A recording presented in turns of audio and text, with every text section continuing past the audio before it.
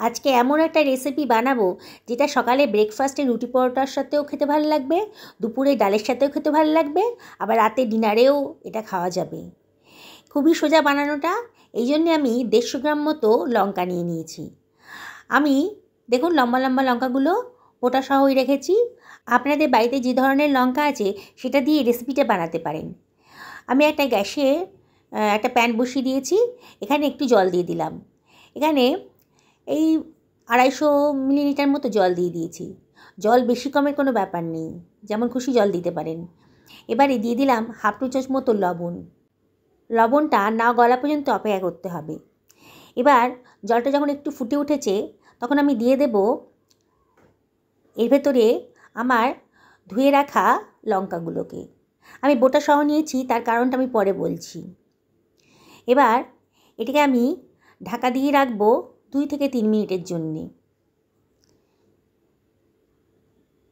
Minute 3 হয়ে গেছে।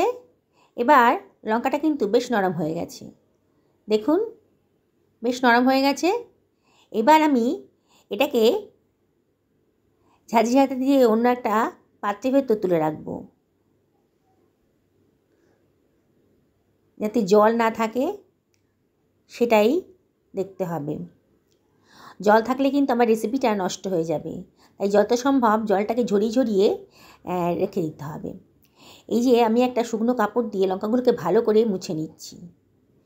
আমি যে রেসিপিটা বানাবো তাতে জল থাকলে পরে রেসিপিটা নষ্ট হয়ে যাবে, বেশি দিন রাখা যাবে না। দেখুন একটা শুকনো কাপড় দিয়ে লঙ্কাগুলোকে ভালো করে গাটাকে মুছে নিলাম, একেবারে শুকনো করে নিয়েছি। বোটাটা রেখেছি কারণ বোটাটা কেটে দিলে পরে বোটার ভেতর দিয়ে কিন্তু লঙ্কার ভেতরেই জল ঢুকে যেত। সেই জন্যেই লঙ্কার ভেতরটা কিন্তু শুকনো আছে, বাইরেটাও শুকিয়ে গেছে, আর বোটা সহ সেদ্ধ করেছি এই কারণেই। এবার বোটাগুলোকে আমি ছাড়িয়ে নিচ্ছি। এবার একটা মিক্সার গ্রাইন্ডারের ভেতর বোটাগুলোকে ছাড়িয়ে লঙ্কাগুলোকে দিয়ে দিচ্ছি। বন্ধুরা, রেসিপিটা খুবই সোজা, আর এটা এত টেস্টি হয় যে আপনি লুচি রুটি পরোটার সাথে কিন্তু এটা খেতে পারেন। দুপুরে লাঞ্চে ভাতের সাথেও কিন্তু এটা খেতে ভালো লাগবে। আর এটা খেলে কিন্তু অরুচিটা অনেকটাই কমে যায়, মুখে অরুচি অনেকটাই কমে যায়। এত সুন্দর টেস্টি রেসিপি, আর 10 মিনিটেই কিন্তু তৈরি হয়ে যাবে। এবার এটাকে গ্রাইন্ড করে নিলাম। খুব বেশি মিহি করে গ্রাইন্ড করে নিই, একটু দরদরা মতো গ্রাইন্ড করেছি। এটাই খেতে ভালো লাগবে। এটাকে আমি সরিয়ে রাখলাম।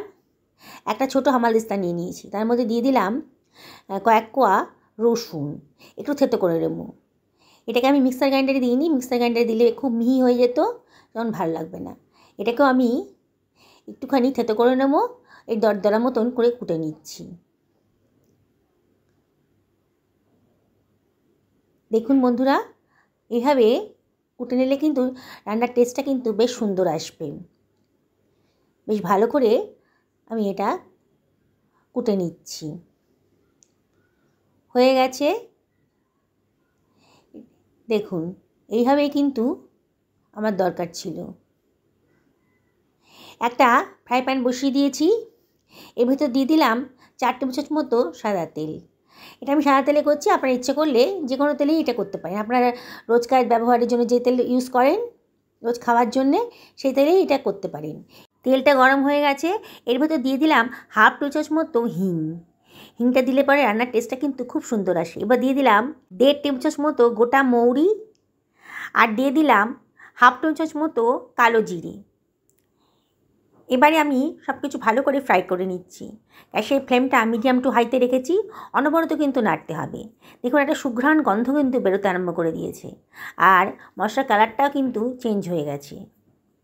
খুব ভালো করে মশলাটাকে ফ্রাই করে নিতে হবে, এত সুন্দর গন্ধ বেরোবে যেটা ঘরময় কিন্তু একটা সুঘ্রাণ গন্ধ বেরিয়ে গেছে। তাহলে বোঝা যাবে যে আমার মশলাটা কিন্তু রেডি হয়ে গেছে। এইবারে আমি দিয়ে দিলাম আমার থেতো করে রাখা রসুনের কোয়াগুলো। থেতো করে রাখা রসুনের কোয়াগুলো দেওয়া হয়ে গেছে। এবারে আমি সব কিছু ভালো করে মিশিয়ে নেব। বন্ধুরা, গ্যাসের ফ্লেমটা কিন্তু আমি এখন মিডিয়াম টু হাইতেই রেখেছি। রান্নাটা এত সোজা যে একবার দেখবে সেই কিন্তু বানিয়ে ফেলতে পারবেন, আর খেতেও কিন্তু সত্যি দুর্ধর্ষ। বাড়িতে দেখা উপকরণগুলো দিয়েই কিন্তু এত সুন্দর একটা রেসিপি তৈরি হয়ে যাবে। অনবরত কিন্তু নাড়ছি, বেশ ভাজা ভাজা মতো হয়ে গেছে, আর খুব সুঘ্রাণ একটা গন্ধ বেরোচ্ছে। দেখুন রসুনগুলোও ভাজা হয়ে গেছে। এবার আমি দিয়ে দিলাম গ্রাইন্ড করে রাখা লঙ্কাগুলোকে। সমস্ত লঙ্কাগুলোকে আমি চামচ দিয়ে বার করে দিয়ে দিচ্ছি মিক্সার গ্রাইন্ডার থেকে। আমি কিন্তু জল ইউজ করব না, জল দিলে কিন্তু রেসিপিটা নষ্ট হয়ে যাবে। এবার আমি সব কিছু ভালো করে মিশিয়ে নিচ্ছি। অনবরত কিন্তু নাড়তে হবে। বন্ধুরা, আমি আপনাদেরকে রিকোয়েস্ট করব, রেসিপিটা যদি ভালো লাগে তাহলে একটা লাইক করে দেবেন, আর শেয়ার করবেন, আর কমেন্ট করে জানাবেন আপনাদের কেমন লাগলো। কথা বলতে বলতে আমি কিন্তু এর ভেতর লবণ দিয়ে দিয়েছি। 1 টা চামচ মতো লবণ দিলাম, 1/2 টা চামচ মতো হলুদের গুঁড়ো দিয়েছি, আর 1/2 টা চামচ মতো কাশ্মীরি লঙ্কার গুঁড়ো দিয়েছি।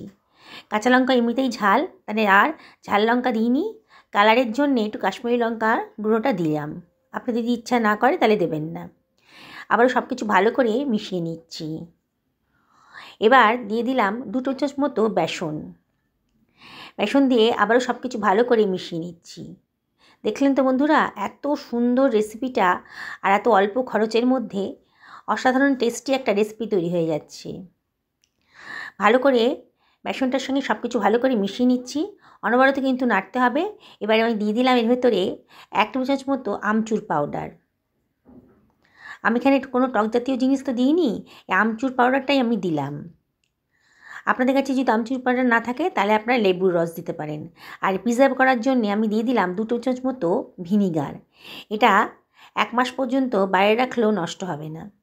ভিনিগারটা প্রিজার্ভের কাজ করবে। আবার সব কিছু ভালো করে মিশিয়ে নিয়েছি। এখন গ্যাসের ফ্লেমটা লো করে দিয়েছি।